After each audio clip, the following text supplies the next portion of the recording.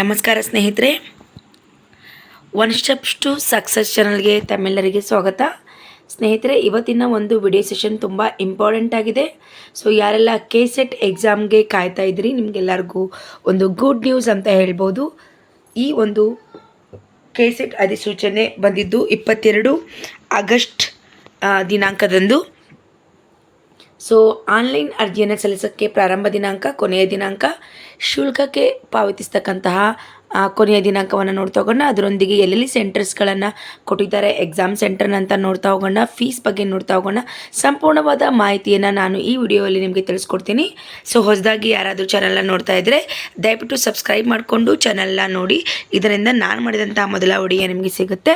So ನನ್ನ ಒಂದು ಯೂಟ್ಯೂಬ್ನಲ್ಲಿ ನಾನು ನಿಮಗೆ TET, GPSTR, HSTR, KCETಗೆ ಸಂಬಂಧಪಟ್ಟಂಥ ಅನೇಕ ತರಗತಿಗಳನ್ನು ತೊಗೊಂಡು ಬರ್ತಾ ಇರ್ತೀನಿ. ಸೊ ಅದರ ಉಪಯೋಗನ ಪಡ್ಕೊಳ್ಬೇಕು ಅಂದರೆ ನೀವು ಸಬ್ಸ್ಕ್ರೈಬ್ ಮಾಡೋದು ಇಂಪಾರ್ಟೆಂಟ್ ಆಗಿರುತ್ತೆ. ಸೊ ಇವತ್ತಿನ ಒಂದು ವಿಡಿಯೋ ಸೆಷನ್ ಈಗಾಗಲೇ ಇರೋ ಹಾಗೆ KCETನ ಅಧಿಸೂಚನೆಗೆ ಸಂಬಂಧಪಟ್ಟಂತೆ. ಸೊ ಈ ಒಂದು ಅಧಿಸೂಚನೆ ಏನಿದೆ, ಈ ಅಧಿಸೂಚನೆ ಹೊರಬಿದ್ದಿದ್ದು 22 ಆಗಸ್ಟ್. ಸೊ ಆನ್ಲೈನ್ ಮೂಲಕ ಅರ್ಜಿಯನ್ನು ಸಲ್ಲಿಸಲಿಕ್ಕೆ ನಮಗೆ 28/8/2025 ಆರಂಭ ಆಗಿದೆ ಸ್ನೇಹಿತರೆ. 28ನೇ ತಾರೀಕು, ಆಗಸ್ಟ್ 28ನೇ ತಾರೀಕು ಈ ಒಂದು ಅರ್ಜಿ ಸಲ್ಲಿಸತಕ್ಕಂಥದ್ದು ಏನು ಆರಂಭ ಆಗಿದ್ದು. ಆನ್ಲೈನ್ ಮೂಲಕ ಅರ್ಜಿ ಸಲ್ಲಿಸಲು ನಮಗೆ ಕೊನೆಯ ದಿನಾಂಕ 18ನೇ ತಾರೀಕು ಕೊಟ್ಟಿದ್ದಾರೆ. ಸರಿನಾ? 18ನೇ ತಾರೀಕು ಕೊನೆಯ ದಿನಾಂಕ ಆಗಿದೆ.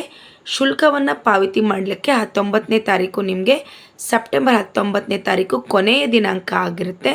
ಅದರೊಂದಿಗೆ ಪ್ರವೇಶ ಶುಲ್ಕ, ಇದನ್ನು 19ನೇ ತಾರೀಕು ಕೊನೆಯ ದಿನಾಂಕ ಆಗಿದೆ ಅಂತ ಹೇಳಿದೆ.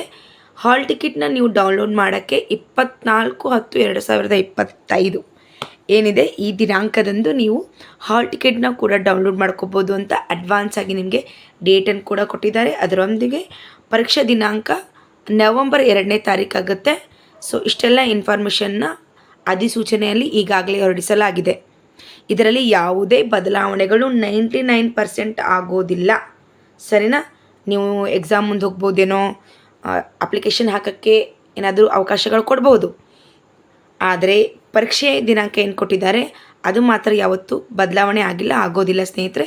ಹಾಗಾಗಿ ಈ ಡೇಟ್ಗಳನ್ನು ನೀವು ನೆನ್ಪಿಟ್ಕೊಳ್ಳಿ. 28ನೇ ತಾರೀಕು ಅರ್ಜಿ ಸಲ್ಲಿಸಲಿಕ್ಕೆ ಆರಂಭ ದಿನಾಂಕ, ಕೊನೆಯ ದಿನಾಂಕ 18ನೇ ತಾರೀಕು, ಶುಲ್ಕ ಪಾವತಿ 19ನೇ ತಾರೀಕಿದೆ. 24ನೇ ತಾರೀಕು ಅಕ್ಟೋಬರ್ ನೀವು ಹಾಲ್ ಟಿಕೆಟ್ನ ಡೌನ್ಲೋಡ್ ಮಾಡ್ಕೋಬಹುದು. 2ನೇ ತಾರೀಕು ನವಂಬರ್ ಎಕ್ಸಾಮ್ ಇರ್ತಕ್ಕಂಥದ್ದು. ಸೊ ಇದಾದಮೇಲೆ ನಾವು ನೋಡಬೇಕಾಗಿರ್ತಕ್ಕಂಥದ್ದು ಏನು ಅಂತ ಅಂದರೆ, ಸೊ ಏನೆಲ್ಲ ಒಂದು ಅರ್ಜಿ ಶುಲ್ಕ ಇದೆ ಅನ್ನೋದು ನೋಡಬೇಕಾದ ಅಂಥದ್ದು. ಸೊ ನೋಡಿ, ಏನು ಸಾಮಾನ್ಯ ವರ್ಗ ಇದೆ ಅದರಲ್ಲಿ, ಮತ್ತು ಪ್ರವರ್ಗ 2A, 2B, 3A, 3B ಈ ಎಲ್ಲ ಅಭ್ಯರ್ಥಿಗಳಿಗೆ 1,000 ರೂಪಾಯಿ ಪ್ರವೇಶ ಶುಲ್ಕ ಇರ್ತಕ್ಕಂಥದ್ದು, ಎಕ್ಸಾಮ್ನ ಒಂದು ಶುಲ್ಕ ಇರ್ತಕ್ಕಂಥದ್ದು. SC, ST, PWD ಮತ್ತು ತೃತೀಯ ಲಿಂಗಿ ಯಾರಿದ್ದಾರೆ ಅವರಿಗೆಲ್ಲ 700 ಎಕ್ಸಾಮ್ ಫೀಸ್ ಇರ್ತಕ್ಕಂಥದ್ದು ಸ್ನೇಹಿತರೆ. ಸರಿನಾ? ಸೊ ಇದು ಫೀಸ್ಗೆ ಸಂಬಂಧಪಟ್ಟಂತೆ. ಅದರೊಂದಿಗೆ ನೋಡಿ, ಇದು ಒಂದು ಆನ್ಲೈನ್ ಮೂಲಕನೇ ಏನಿದೆ ಫೀಸ್ನ ಕಟ್ಕೋತಕ್ಕಂಥದ್ದು, ಮತ್ತು ಬೇರೆ ಯಾವುದೂ ಇಲ್ಲ ಅಂತ ಹೇಳ್ತಿದ್ದಾರೆ. ಅದಾದಮೇಲೆ ಇನ್ನೊಂದು ಏನು ಮೆನ್ಷನ್ ಮಾಡಿದ್ದಾರೆ ಅಂದರೆ, ಶುಲ್ಕ ಪಾವತಿ ಆದಮೇಲೆ ಯಾವುದೇ ಕಾರಣಕ್ಕೂ ಹಿಂದಿರುಗಿಸಲ್ಲ ಅಂತ ಮೆನ್ಷನ್ ಮಾಡಿದ್ದಾರೆ. ಸೊ ಇದೆಲ್ಲ ಕಾಮನ್ ಆಗಿದೆ. ಸೊ ನೀವು ಅಂಕಗಳನ್ನು ನೋಡೋದಾದರೆ ಅಥವಾ ಪೇಪರ್ಸ್ನ ನೋಡೋದಾದರೆ, ಪೇಪರ್ 1 ಇರುತ್ತೆ, ಪೇಪರ್ 2 ಇರುತ್ತೆ. ಪೇಪರ್ 1 ಎಲ್ಲರಿಗೂ ಸಾಮಾನ್ಯವಾಗಿ 50 ಪ್ರಶ್ನೆಗಳಿಗಿರುತ್ತೆ, ಒಂದು ಪ್ರಶ್ನೆಗೆ 2 ಉತ್ತರ. ಹಾಗಾಗಿ ಇದು 100 ಅಂಕಗಳಿಗೆ ಇರುತ್ತೆ. ಸೊ ಇದು ನಿಮ್ಗೆ ಆಲ್ರೆಡಿ ಗೊತ್ತಿರ್ತಕ್ಕಂಥದ್ದು ಅಲ್ವಾ? ಸೊ ಎರಡನೇದು ಸ್ಪೆಸಿಫಿಕ್ ಆಗಿರುತ್ತೆ. ನೀವು ಯಾವ್ಯಾವ ಸಬ್ಜೆಕ್ಟ್ನ ಲೆಕ್ಚರರ್ ಆಗಬೇಕಂತೀರಿ ಅಥವಾ ಪ್ರೊಫೆಸರ್ ಆಗಬೇಕಂತೀರಿ ಆ ಸಬ್ಜೆಕ್ಟ್ಗೆ ಸಂಬಂಧಪಟ್ಟಂತೆ 100 ಅಂಕದ ಪ್ರಶ್ನೆ ಪತ್ರಿಕೆ ಇರುತ್ತೆ. ಆದರೆ ಇದಕ್ಕೆ ಏನಂದರೆ 2 ಮಾರ್ಕ್ಸ್ ಇರೋದ್ರಿಂದ 200 ಮಾರ್ಕ್ಸ್ಗಳಿರುತ್ತೆ. ಟೋಟಲ್ ನಿಮಗೆ 300 ಅಂಕಗಳಿಗೆ ಇರ್ತಕ್ಕಂಥದ್ದು.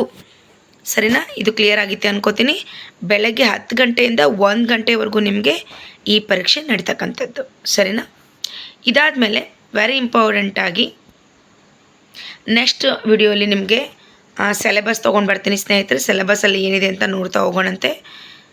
ನೋಡಿ, ಎಷ್ಟು ಪಾಸಿಂಗ್ ಮಾರ್ಕ್ಸ್ ಅಂತ ನೀವೇನಾದರೂ ಕೇಳೋದೇ ಆದರೆ ಪೇಪರ್ 1ಗೆ ನೀವು 40% ತೊಗೋಬೇಕಾಗುತ್ತೆ, ಮತ್ತು ಪೇಪರ್ 2 ಕೂಡ 40% ಇದೆ.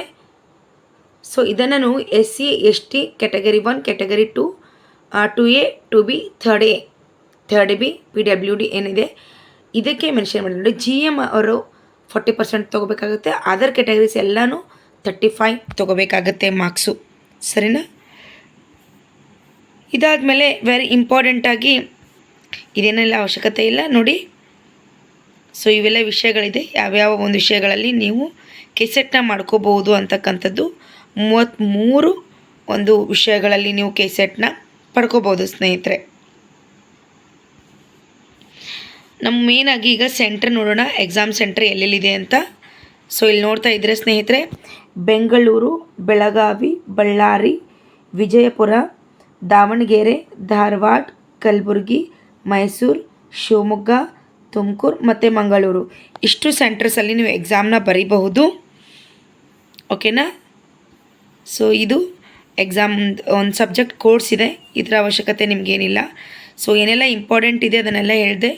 15 ವಿಷಯಗಳು, ಅಭ್ಯರ್ಥಿಗಳು 15 ವಿಷಯಗಳಿಗೆ ಬೆಂಗಳೂರು ಕೇಂದ್ರವನ್ನು ಮಾತ್ರ ಪರೀಕ್ಷಾ ಕೇಂದ್ರವಾಗಿ ಆಯ್ಕೆ ಮಾಡಿಕೊಳ್ಬೇಕಾಗುತ್ತೆ ಅಂತಕ್ಕಂಥದ್ದು ಕೂಡ ಕೊಟ್ಟಿದ್ದಾರೆ. ಸೊ ಯಾವ ಸಬ್ಜೆಕ್ಟ್ ಇದೆ ನೋಡೋಣ. ಅಂದರೆ ಈ 15 ಸಬ್ಜೆಕ್ಟ್ಗಳಿಗೆ ಕೇವಲ ಬೆಂಗಳೂರಲ್ಲಿ ಮಾತ್ರ ಸೆಂಟರ್ ಇದೆ ಅಂತೆ, ಸರಿನಾ. ಭೂಗೋಳಶಾಸ್ತ್ರ ಆಗಿರ್ಬೋದು, ಸಂವಹನ ಅಥವಾ ಪತ್ರಿಕೋದ್ಯಮ, ಮನೋವಿಜ್ಞಾನ, ಕಾನೂನು, ಸಂಸ್ಕೃತ, ಉರ್ದು, ಸಾರ್ವಜನಿಕ ಆಡಳಿತ, ಪರಿಸರ ವಿಜ್ಞಾನ, ಆಮೇಲೆ ಗೃಹ ವಿಜ್ಞಾನ, ವಿದ್ಯುನ್ಮಾನ ವಿಜ್ಞಾನ, ಭೂವಿಜ್ಞಾನ, ಮಹಿಳಾ ಅಧ್ಯಯನ, ಪ್ರದರ್ಶಕ ಕಲೆಗಳು, ಸಂಗೀತ ಮತ್ತು ದೃಶ್ಯಕಲೆಗಳು.